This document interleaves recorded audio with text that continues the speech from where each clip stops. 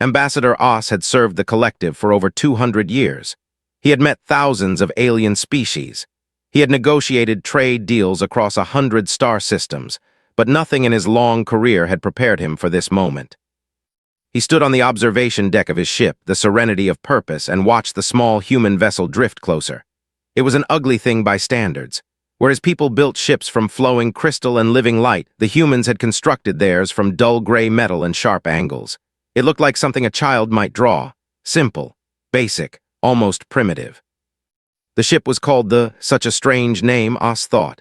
His translators told him it meant to try hard in the human language. He found that oddly charming. For nearly a century, they had been watching Earth. They had picked up the radio signals first, then the television broadcasts, then the early attempts at space travel. The humans had been slow to leave their world. They had spent most of their history fighting among themselves over patches of dirt and different beliefs. Typical behavior for a young species, the collective had decided. They would grow out of it. Now, finally, humanity had built a ship capable of traveling between stars. The collective council had voted to make contact. It was time to welcome these newcomers to the galactic community. Oss had volunteered for the mission. He enjoyed meeting new species. He liked to see the wonder in their eyes when they realized they were not alone in the universe. It was, he often said, the best part of his job. The human ship stopped a safe distance away. A communication channel opened. "This is Captain of the United Earth Vessel," a voice said. "We come in peace and friendship." Oss smiled. He had heard those words many times before. Every species said them. Most of them even meant it. "Welcome, Captain," he replied. "I am Ambassador Oss of the Collective. We have been waiting for you." The next few hours passed in a blur of conversation and cultural exchange. A shuttle brought Captain and her senior officers to the Serenity of Purpose. Oss met them in the greeting hall, a vast chamber filled with floating gardens and singing fountains. The humans seemed overwhelmed. They stared at everything with wide eyes and open mouths. Captain was a small woman with dark hair and kind eyes. She moved carefully, as if afraid she might break something. Her crew followed behind her like nervous children on their first day of school. Oss found them delightful. "Your ship is beautiful," said. "We have nothing like this on Earth." "Thank you," Oss replied. "The Serenity of Purpose is a standard diplomatic cruiser, nothing special by our standards, but I understand it must seem impressive to you." He meant no offense, and the humans took none. They were humble, these newcomers.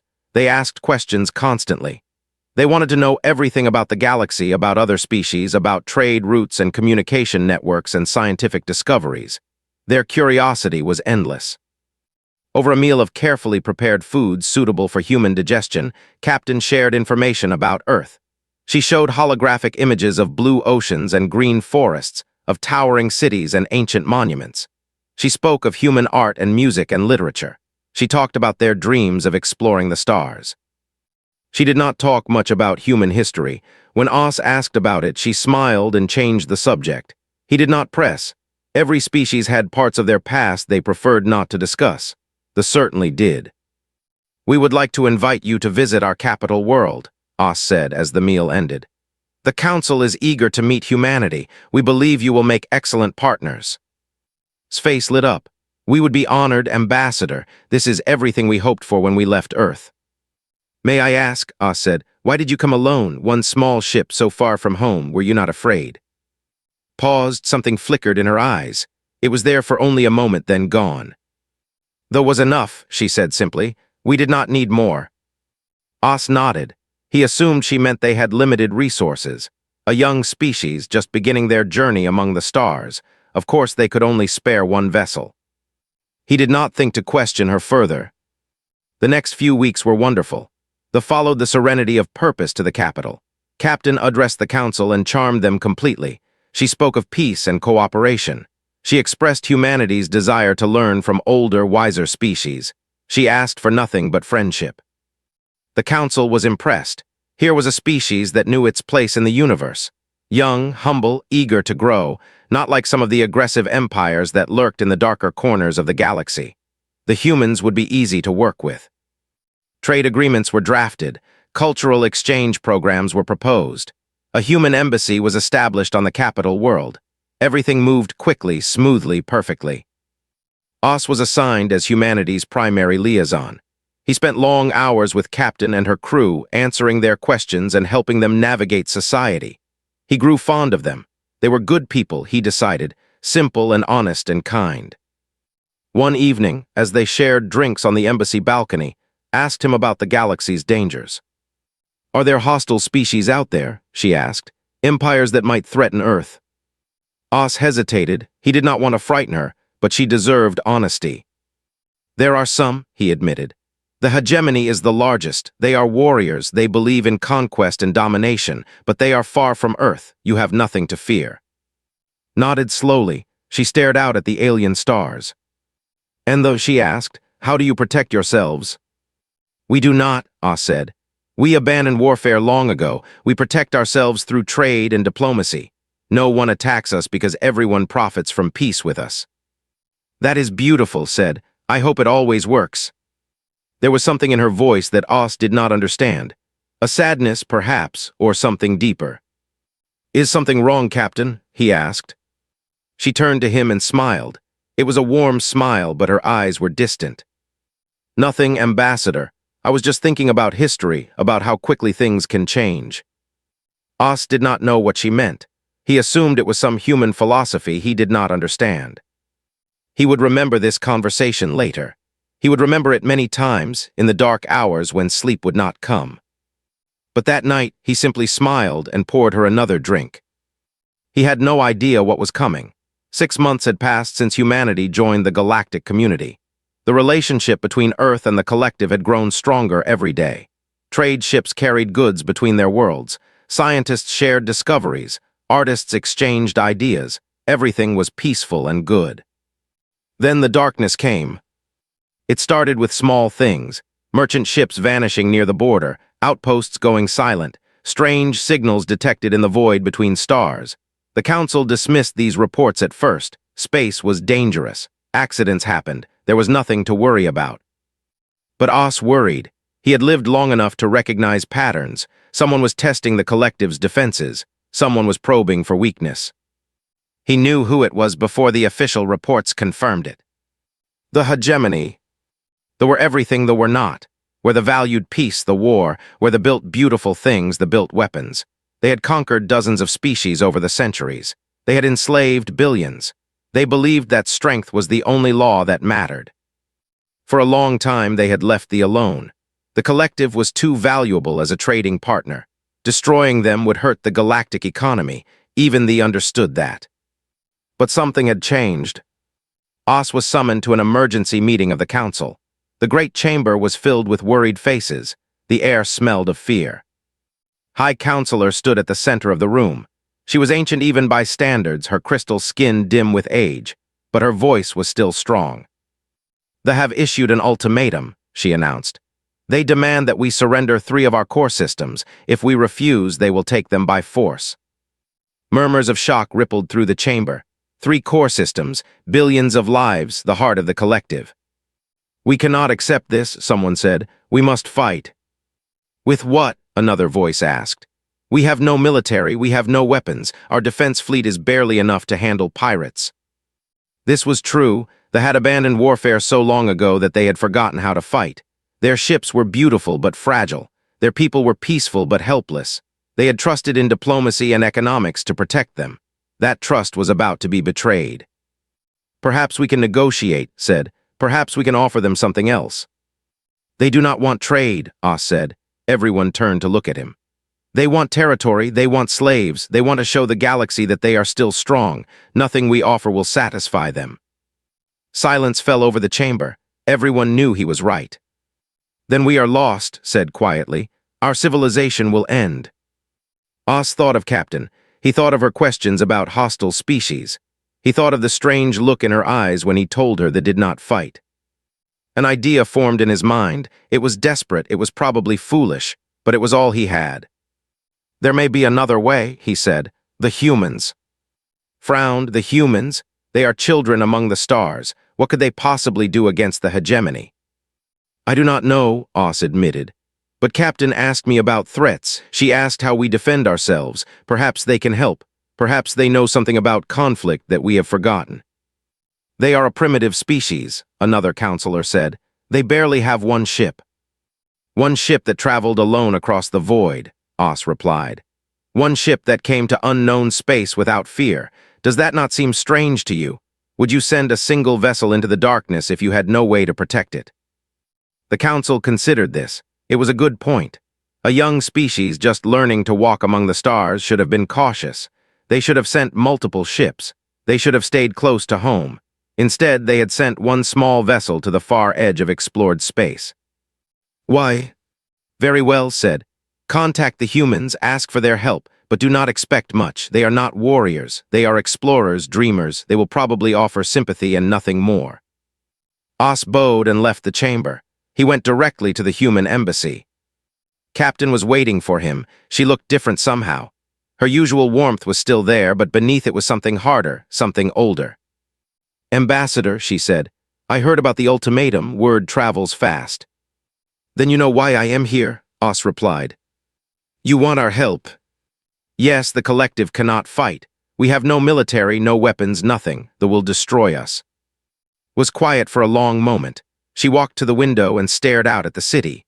Millions have lived their lives below, unaware that everything was about to change. I need to contact Earth, she said finally. This decision is not mine to make. I understand, but please, Captain, hurry. We do not have much time. Turned to face him. Her eyes were soft but serious. Ambassador, I want you to understand something. If we help you, things will change. You will see things that cannot be unseen. You will learn truths about humanity that we have tried to keep hidden. Are you prepared for that? Os did not understand what she meant, but he nodded anyway. What choice did he have? Sent her message. For 3 days they waited. The armada gathered at the border, 47 warships, hundreds of support craft, enough firepower to burn worlds. Finally, the reply came. Read it and smiled. It was not a happy smile. It was the smile of someone who had hoped for a different answer but knew this was coming all along. We are sending help, she said. How many ships? Os asked. One ship against 47 warships, against the greatest military power in the known galaxy. Os felt his hope die. One ship, he repeated. Captain, with respect, one ship cannot. Ambassador, interrupted gently, you asked why the traveled alone. You wondered why we were not afraid. Yes. She met his eyes. In that moment, she did not look like a young explorer from a primitive world. She looked ancient. She looked tired. She looked like someone who carried a very heavy weight. Though was never in danger, she said. We were never alone, and the ship we are sending is not like the... What kind of ship is it? Turned back to the window. When she spoke, her voice was barely a whisper. The kind we hoped we would never have to show anyone. Os felt cold suddenly, a deep, primal cold that he had never experienced before. For the first time since this crisis began, he was not afraid of the... He was afraid of the answer to his question. Admiral stood on the command bridge of his flagship, the Devastator, and smiled. Below him, his officers worked with quiet efficiency.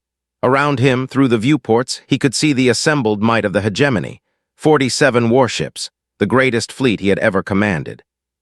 Today would be a good day. They had refused his ultimatum. Of course they had. They were weak, but they were not cowards. They would rather die than surrender their people to slavery. He respected that in a way. It would make their defeat more satisfying. His sensors showed the defense fleet gathered at the border. 20 ships. Small, fragile things designed for patrol and rescue, not combat. They would burn like paper in a fire.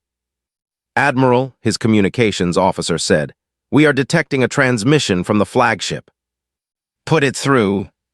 The voice that came through the speakers was old and tired. Ambassador Os, the report said, a diplomat, a man of peace. Admiral Os said, I am asking you one final time, please turn back, do not do this. Laughed, turn back, I have come too far to turn back, your collective is finished, Ambassador. Accept it with grace. You do not understand, something is coming, something you are not prepared for. More ships, more diplomats, I am not afraid of words, Ambassador. Not words, Os said. His voice was strange, almost pitying. Admiral, I have seen things in the past few days that have changed my understanding of the universe. I am trying to save your life. Please leave now. ended the transmission. Foolish old man trying to scare him with vague threats. They had no allies strong enough to challenge the hegemony. The humans, he had read the reports, one small exploration ship, barely worth noticing. All ships, he announced, begin the advance, destroy their fleet, then we take the planet. The armada moved forward, weapons powered up, shields activated, 47 ships of war, each one capable of burning cities to ash. Then the sensors screamed. "Admiral," his tactical officer shouted. "Spatial distortion detected. Something is emerging directly ahead." Stared at the space itself was tearing open, a wound in reality growing larger by the second. Light bent around it. Stars vanished behind it. It was the largest jump signature he had ever seen. Something was coming through.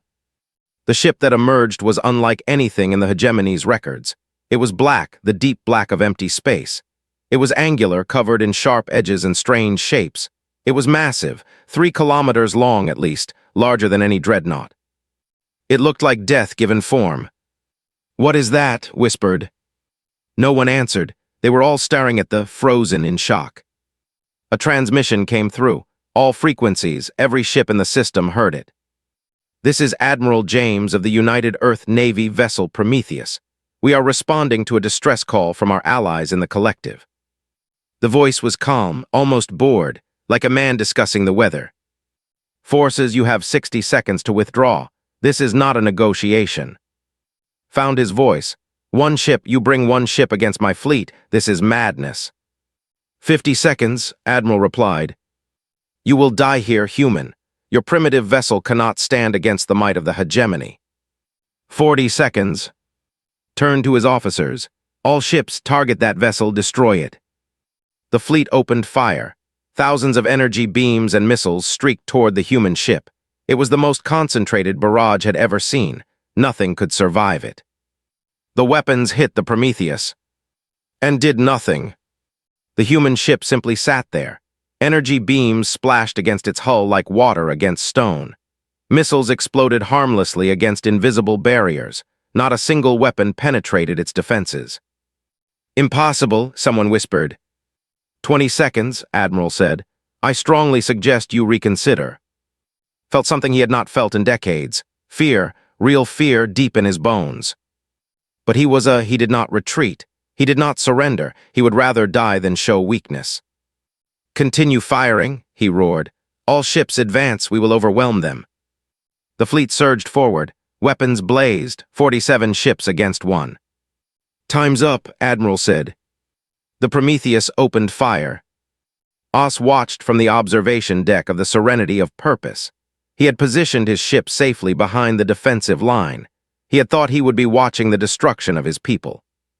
Instead, he watched the destruction of the human weapons made no sense. They violated everything he knew about physics.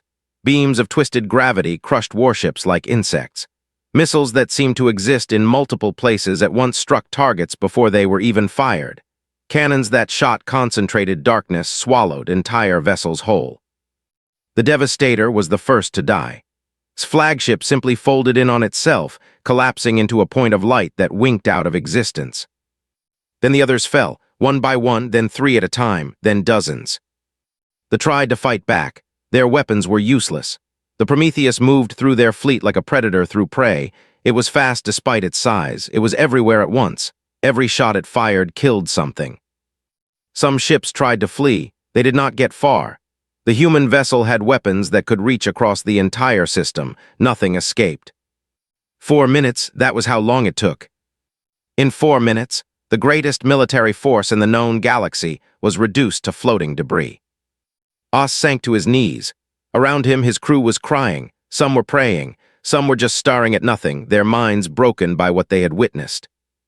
The Prometheus sat alone in the center of a graveyard, silent, still, waiting. A transmission came through. Captain's face appeared on the screen. "Ambassador," she said, "I'm sorry you had to see that." Oss could not speak. He could barely think. His entire understanding of the universe had shattered in 4 minutes. "They will not bother you again," continued. "We have sent a message to they understand now." "What?" Oss managed. "What are you?" Looked sad, genuinely sad, as if she had lost something precious. We are human, ambassador. This is what we are, what we have always been. You said you were explorers, peaceful, young. We are all of those things, replied. But we are other things too, things we do not like to talk about, things we hoped we had left behind. On the behind her, the Prometheus hung in space, black, angular, terrible. That ship, Os whispered. Those weapons, where did they come from? Was quiet for a long moment. From us, she said finally. From our history, from 10,000 years of learning to kill each other. She paused. We built those weapons to use on ourselves, ambassador, every single one of them. The galaxy has predators, but none of them are as dangerous as we were to each other. Os felt tears running down his face. He did not know if they were tears of relief or horror. Perhaps both. He said, your exploration ship, it was never in danger, was it? No, admitted. The Prometheus was always nearby, watching, waiting just in case. Why did you hide this? Because we wanted to be better, ambassador. We wanted to meet the galaxy as friends, not as monsters. We wanted a chance to prove we had changed. She looked down. But some things cannot stay hidden forever. The days after the battle were strange and quiet. The debris field still floated where the Armada had died. No one wanted to clean it up. It felt like disturbing a grave. Os had not slept since the battle. Every time he closed his eyes, he saw ships folding into nothing. He heard the screams on the communication channels. He watched 47 warships die in 4 minutes. He needed answers. Admiral James agreed to meet him aboard the Prometheus. It was not a visit Os wanted to make. The thought of setting foot on that ship filled him with dread, but he had to understand. His people needed to understand. The shuttle docked in a hangar bay that could have held a dozen cruisers. Everything was gray metal and sharp angles, functional, efficient, cold. Admiral met him at the airlock. He was an older man with gray hair and tired eyes.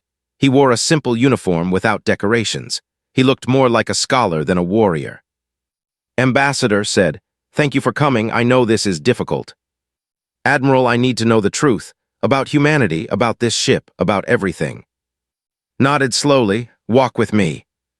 They walked through corridors that seemed to go on forever. Crew members passed them occasionally. They looked normal.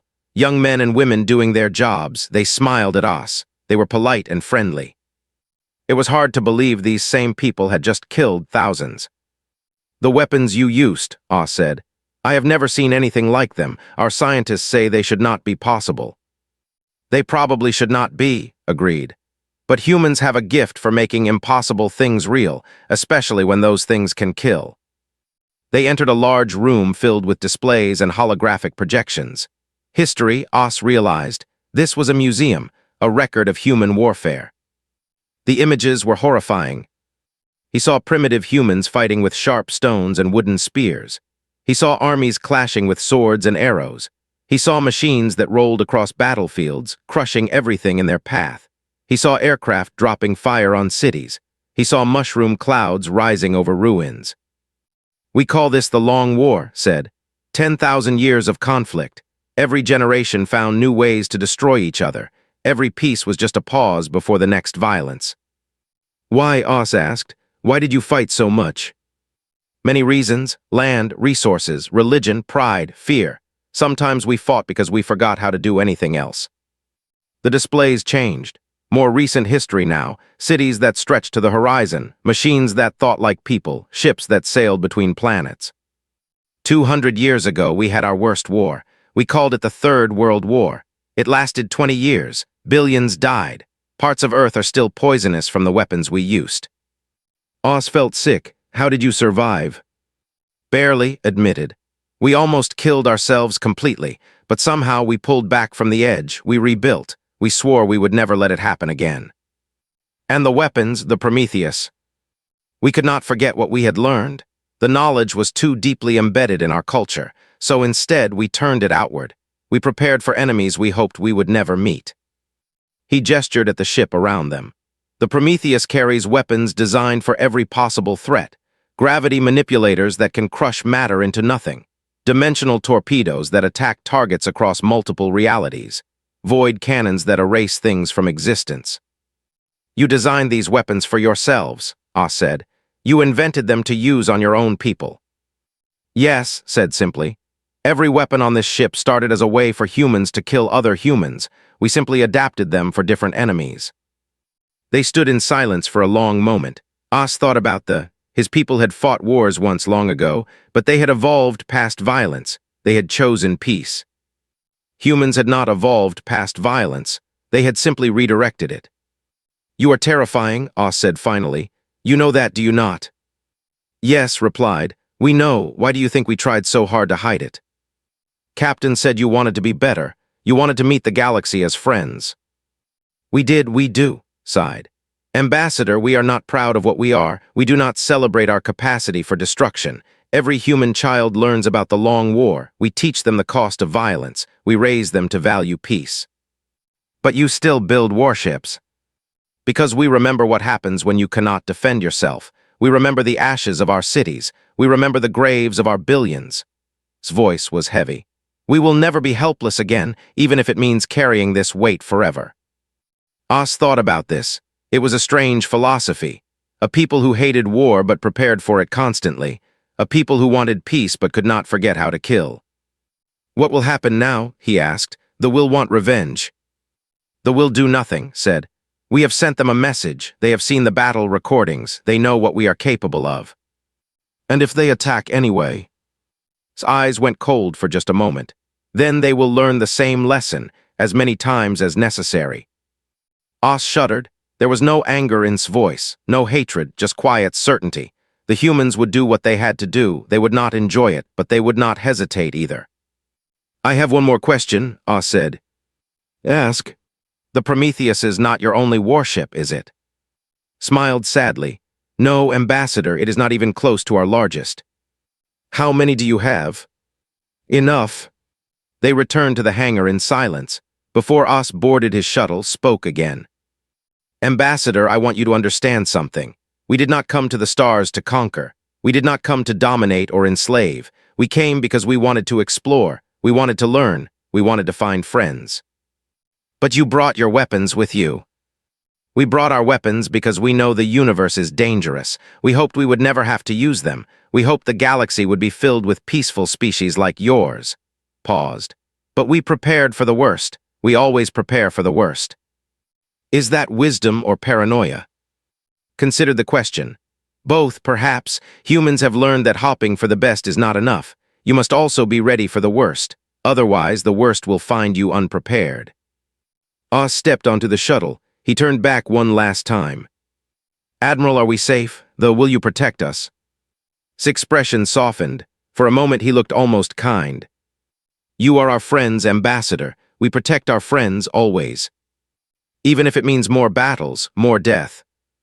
Yes, said. Even then, that is what friendship means to us. That is what we are willing to do for the people we care about. The shuttle door closed. Oz sat in silence as it carried him away from the black warship. He thought about humans, about their strange mixture of kindness and violence, about their desperate desire for peace and their infinite capacity for war.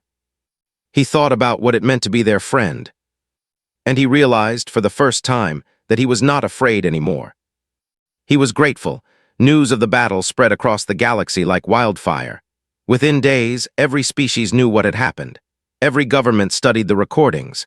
Every military leader watched in horror as 47 warships died in 4 minutes. The galaxy had a new power, and no one knew what to do about it.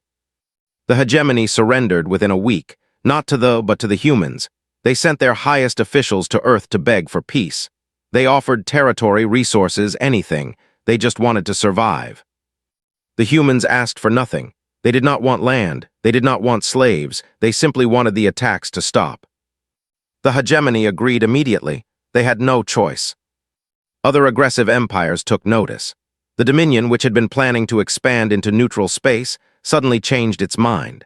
The coalition, known for raiding merchant ships, went quiet.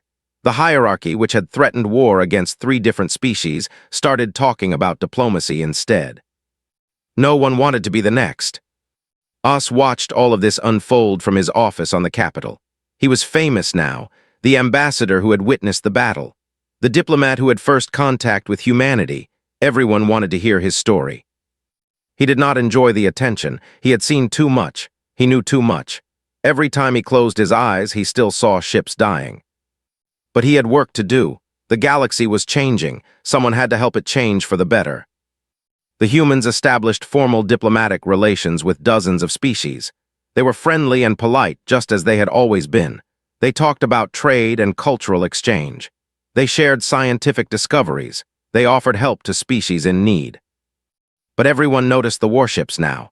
Human military vessels patrolled the trade routes.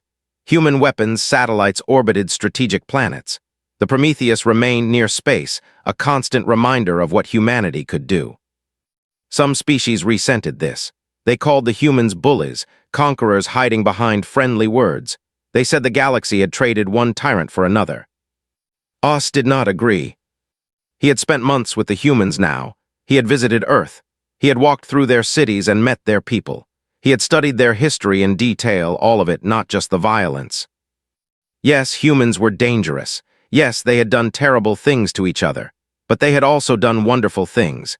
They had created beautiful art and moving music. They had built hospitals and schools. They had traveled to the stars not to conquer, but to explore. They were complicated. They were contradictory. They were the most terrifying species Oz had ever encountered. And they were trying so hard to be good. One evening, Captain visited his office. She was leaving soon. They had been assigned to a new mission, exploring unknown regions of the galaxy. They might not see each other again for years. "I wanted to say goodbye," she said, "and to thank you." "Thank me for what?" "For giving us a chance. When we first met, you could have rejected us. You could have turned us away. Instead, you welcomed us. You trusted us." Oz smiled sadly. "I did not know what you truly were." Would it have changed anything? He thought about this for a long moment. Would he have been so welcoming if he had known about the Prometheus? If he had known about human history? If he had understood how dangerous they could be? "No," he said finally, "I do not think it would have." "Why not?" "Because I saw your eyes, Captain, when you first came aboard my ship. You were nervous, excited, hopeful. You wanted so badly for this to work, for us to be friends."